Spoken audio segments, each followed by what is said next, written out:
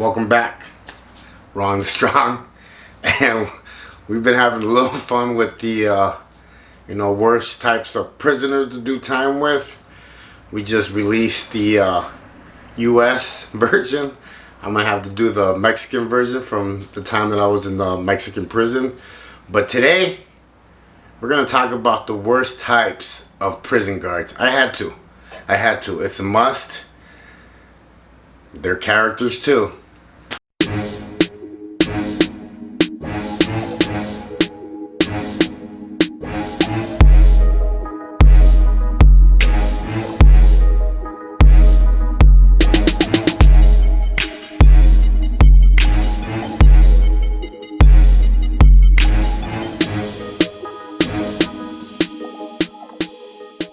Thank you very much. If you haven't subscribed, subscribe, hit the bell button so you don't miss no videos, because it's about to get a little crazy. 2020 is some shit. If you guys notice, I've been dropping some weight. I'm down to 219, getting ready for the LA Expo, January 24th and 25th. I'm gonna be up there kicking it with my boys, Big Boy, the String Cartel, Mac Truck, Chaos, the Iron Gangs that are going to be out there. There's a lot of people that I haven't seen in a minute that I'm going to go kick it with, and if you guys are out there, stop by. I'll be walking around, It's going to be a good day. I'm actually really excited. It's been a while since I've actually kind of like balanced everything out. I lost balance for a minute, and my diet paid for it for a little bit, and started gaining a little bit of weight, but now it's coming back, getting that shit back tight again, and alright, so I have to do it, man. After all my years in the penitentiaries, different ones, because I've been all over the place, I have come to the conclusion that prison guards are characters too, and there's all sorts of them. I'm gonna start off with the first one. Religious prison guard. Talks to you about Jesus every day. Every day. I have nothing against Papa Jesus. I love Papa Jesus. I love baby Jesus. But this guard is constantly preaching to you every day. He's trying to, I don't know if that's why he picked that job, to kind of like go into the trenches and do some work, but more power to him. Hey, you gotta do what you gotta do.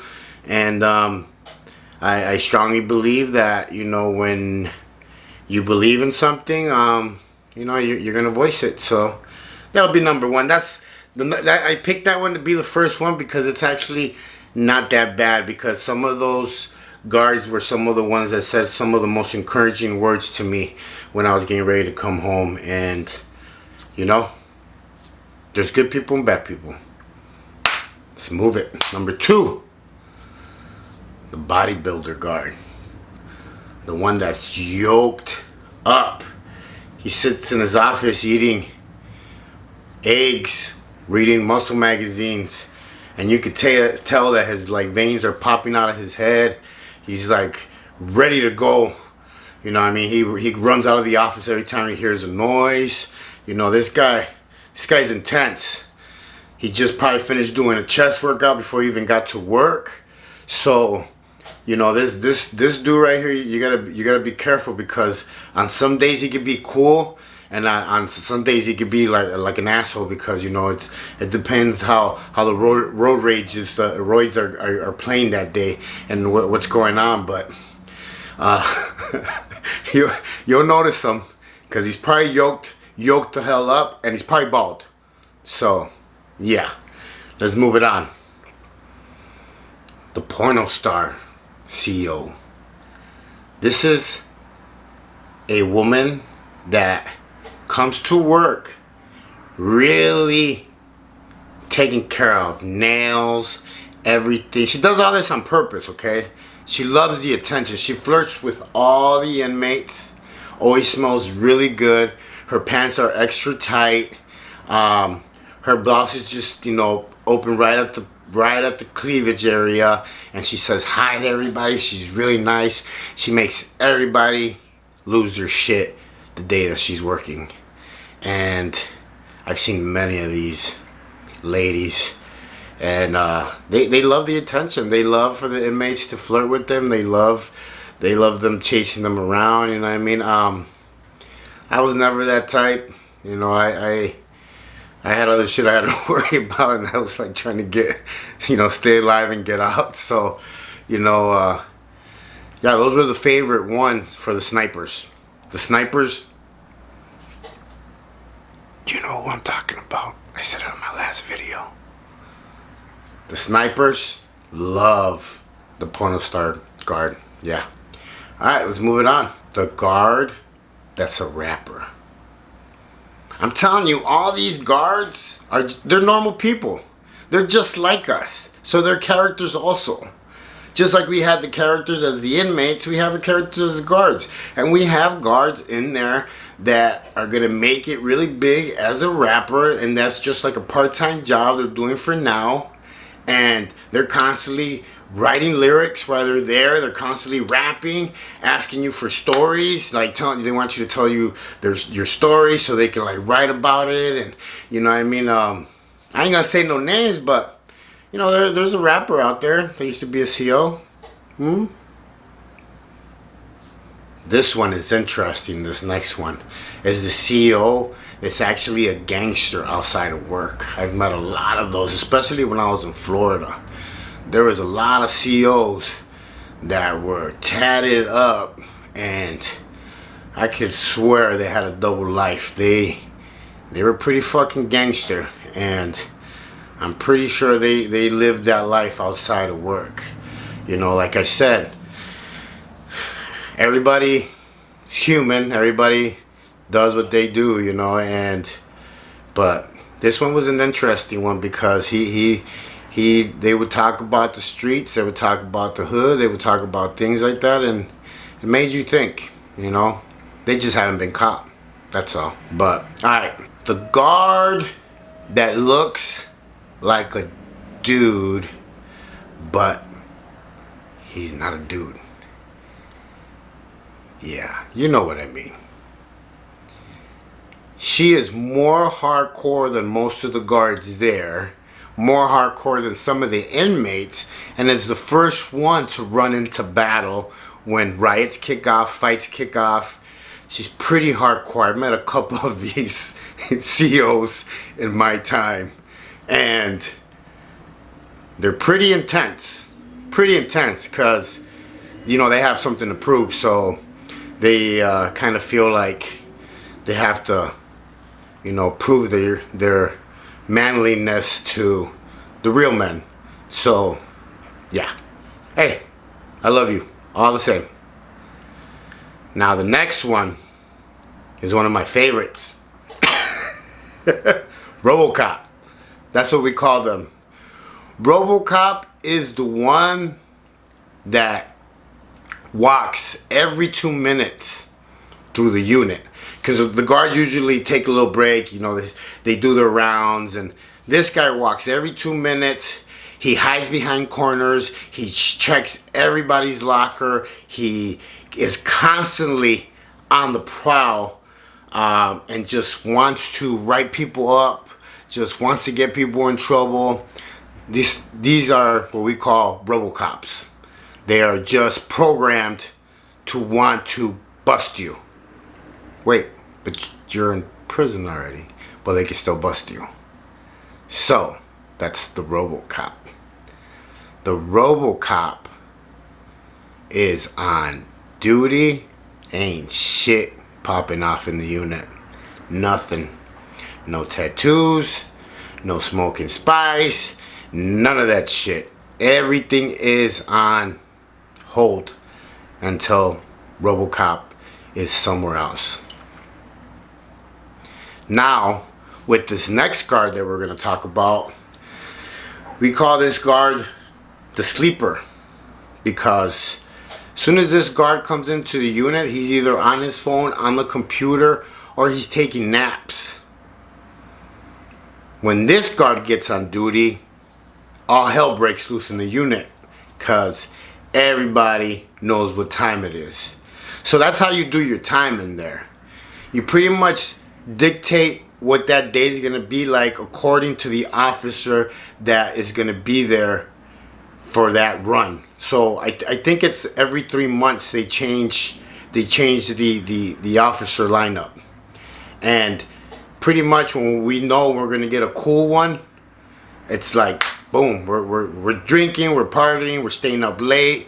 You know, we're fucking tattooing, we're doing everything because we already know that officer, as soon as he gets there, he goes in his office, he doesn't come out. He doesn't come out until count time, until he locks us down, and that's it. And that's when everything kicks off. Everything, it's open game. Everybody's doing whatever they want. Moving on. The new guy, the 20-year-old that just got out of first, second year of college and decided he wanted to be a CEO. This guy's, they're a double-edged sword because they're very scared, and some of them have something to prove. So you got to be careful on how you deal with these guys. They're actually the easiest ones also to manipulate when guys put in the work. So, you know, you got to understand, guys doing time and they've been in there for a long time, they have time to work on you constantly, every day. You know, kind of like, you know, like they're sanding you down, you know. And then in the guard's head, he's almost like he's building a friendship with you. So, you know, it takes sometimes. I seen inmates break guards down, and when I say break them down is when they get them to like bring stuff in for them, whether it's cigarettes, phones, whatever. Like they break it, they break them down, and I seen it take up to 4 years, maybe a couple months sometimes, but they work them so much to the point where they break down and they say yes, and they actually think that they're doing the inmate a favor and shit like that. So, you know, it's very interesting to see the dynamics of an inmate, a CEO, and you know, most of the time that I always kind of watched everything that was going around. I only had the keys to 1 yard, and my whole time I was doing time. I did most of my time with a lot of like older cats, and to tell you the truth, I rather not have the keys because it's a headache. It's a headache, and at the end of the day, when shit comes rolling down the hill, you get it all. So, yeah, it's not a good thing. It's most of the time I just like being a soldier. Hey, tell me what I need to do, and I'll handle it. But that's about it, you know. So the new guys are kind of easy to break. They usually break them pretty easy right at the beginning. You'll pretty much know in the first year if guys are going to be able to work them or not, and they get on them. You got to understand, they're in there with a bunch of fucking wolves. They're in the jungle, so they get on him and work on him. Finally, the guard that lives with the latex gloves on. This guard is constantly on the runway with latex gloves on, ready to pat you down. Pat you down, see what you got. He's outside the unit, inside the unit, by the yard, by the cafeteria, by the store. He is fucking everywhere, and he's ready to go. He's got those gloves on. He's got those gloves on to like touch you. And I'll never forget, you know, when I was in Florida, I used to work in the kitchen. So I would, steal chicken, steal milks, whatever I could get my hands on, because that was my hustle. That's how I made some extra money in there. So it was really hard sometimes, especially when the guards already know you. They knew that I was, you know, in the RDAP program. I wasn't really trying to fuck around. I wasn't trying to be very political or anything, but they knew I worked in the kitchen. So every time they would see me walking out, I would run into the latex glove guy, and he would pat me down. He would find, usually I carried about 20, 25 milks. I'll tell you the story later about that, but so, you know, think about it. 20 milks every day at one stamp a piece. Do the math. I mean, it might not be a lot out here, but it was a lot in there. And it was my hustle. I don't know. It gave me something to do. It gave me something to do. I wasn't fucking bored, and I enjoyed making money.